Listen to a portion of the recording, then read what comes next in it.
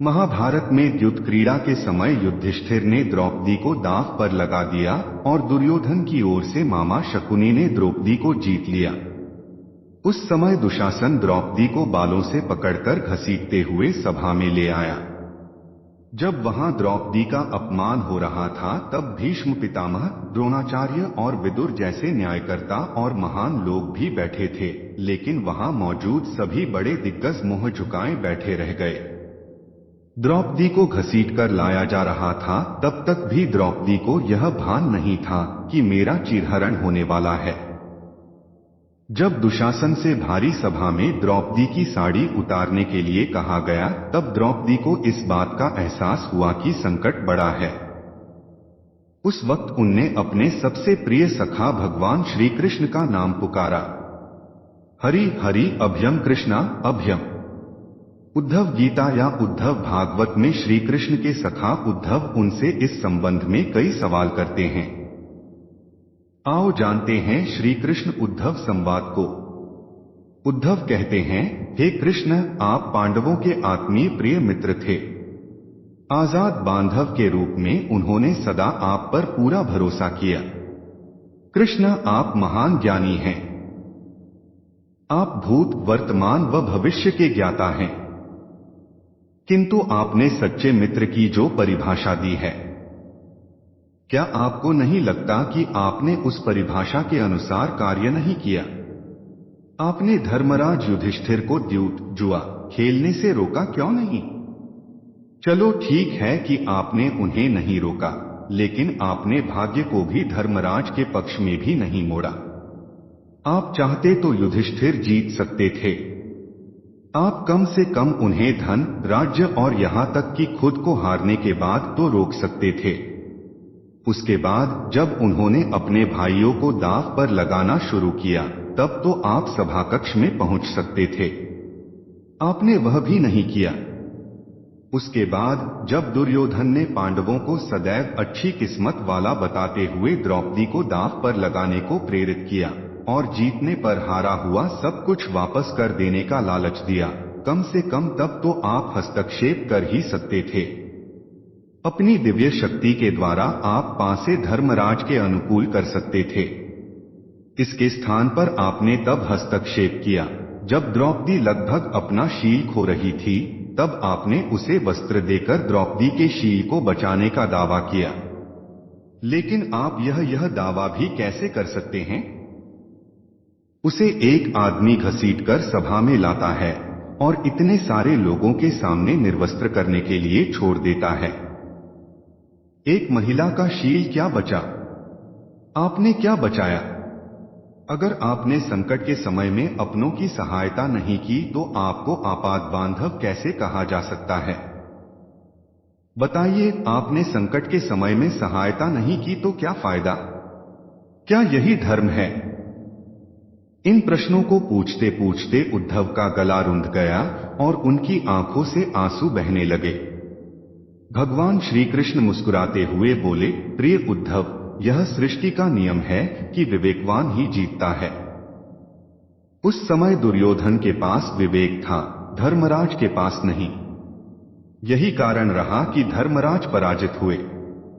उद्धव को हैरान परेशान देखकर कृष्ण जी आगे बोले, दुर्योधन के पास जुआ खेलने के लिए पैसा और धन तो बहुत था, लेकिन उसे पासों का खेल खेलना नहीं आता था, इसलिए उसने अपने मामा शकुनी का द्यूत क्रीड़ा के लिए उपयोग किया। यही विवेक है। धर्मराज भी इसी प्रकार सोच सकते थे और अपने चचेरे भाई से पेशकश कर सकते थे कि उनकी तरफ से मैं खेलूंगा। जरा विचार करो कि अगर शकुनी और मैं खेलते तो कौन जीतता? पासे के अंक उसके अनुसार आते या मेरे अनुसार? चलो इस बात को जाने दो। उन्होंने मुझे खेल में शामिल नहीं किया, इस बात के लिए उन्हें क्षमा किया जा सकता है। लेकिन उन्होंने विवेकशून्यता से एक और बड़ी गलती की, और वह यह कि उन्होंने मुझसे प्रार्थना की कि मैं तब तक सभाकक्ष में न आऊं जब तक कि मुझे बुलाया न जाए, क्योंकि वे अपने दुर्भाग्य से खेल मुझसे छुपकर खेलना चाहते थे। वे नहीं चाहते थे मुझे मालूम पड़े कि वे जुआ खेल रहे हैं। इस प्रकार उन्होंने मुझे अपनी प्रार्थना से बांध दिया।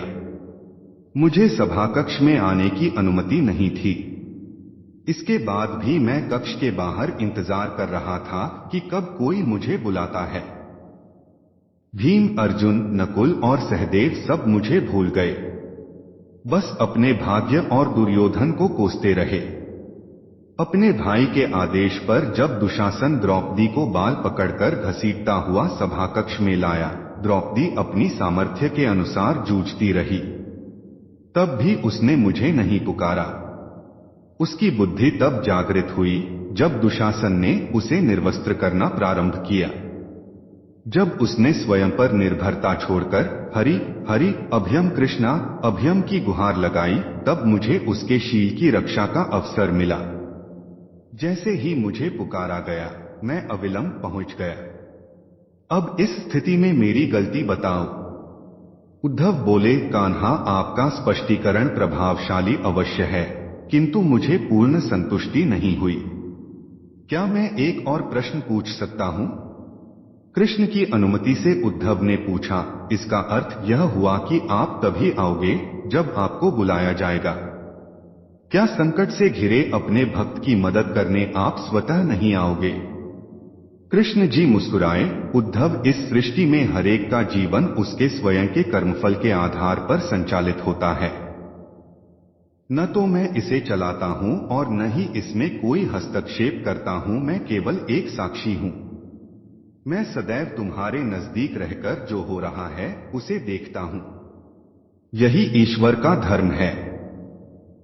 उलाहना देते हुए उद्धव ने पूछा, वाह वाह, बहुत अच्छा कृष्ण, तो इसका अर्थ यह हुआ कि आप हमारे समीप खड़े रहकर हमारे सभी दुष्कर्मों का निरीक्षण करते रहेंगे। हम पाप पर पाप करते रहेंगे और आप हमें साक्षी बनकर देखते रहेंगे। आप क्या चाहते हैं कि हम भूल करते रहें, पाप की गठरी बांधते रहें और उसका फल भुगतते रहें? तब कृष्ण जी बोले, उद्धव, तुम शब्दों के गहरे अर्थ को समझो। जब तुम समझकर अनुभव कर लोगे कि मैं तुम्हारे समीप साक्षी के रूप में हर पल हूं, तो क्या तुम कुछ भी गलत या बुरा कर सकोगे? तुम निश्चित रूप से कुछ भी बुरा नहीं कर सकोगे। जब तुम यह भूल जाते हो और यह समझने लगते हो कि मुझसे छुपकर कुछ भी कर सकते हो, तब ही तुम कठिनाइयों में फंसते हो। धर्मराज का अज्ञान यह था कि उसने माना कि वह मेरी जानकारी के बिना जुआ खेल सकता है। अगर उसने यह समझ लिया होता कि मैं प्रत्येक के साथ हर समय साक्षी रूप में उपस्थित हूं, तो क्या खेल का रूप कुछ और नहीं होता। उद्धव मंत्रमुग्ध हो गए और बोले, प्रभु, कितना गहरा दर्शन है, कितना महान सत्य। प्रार्थना और पूजा पाठ से ईश्वर को अपनी मदद के लिए बुलाना तो महज हमारी परभावना है, किंतु जैसे ही हम यह विश्वास करना शुरू करते हैं कि ईश्वर के बिना पत्ता भी नहीं हिलता, तब हमें साक्षी के रूप में उनकी उपस्थिति महसूस होने लगती है। गड़बड़ तब होती है जब हम इसे भूलकर सांसारिकता में डूब जाते हैं। धन्यवाद। ऐसी ही नई नई कहानियां सुनने के लिए पुनः पधारें। आपका दिन शुभ हो।